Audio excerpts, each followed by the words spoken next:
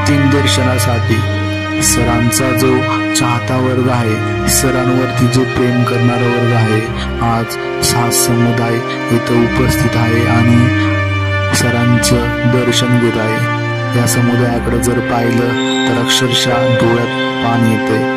बैलगाडा क्षेत्रातला हा काळा दिवस, कोहिनूर हिरा हरपला हा बैलगाडा क्षेत्रातला, अक्षरशः डोळ्यातून पाणी येते।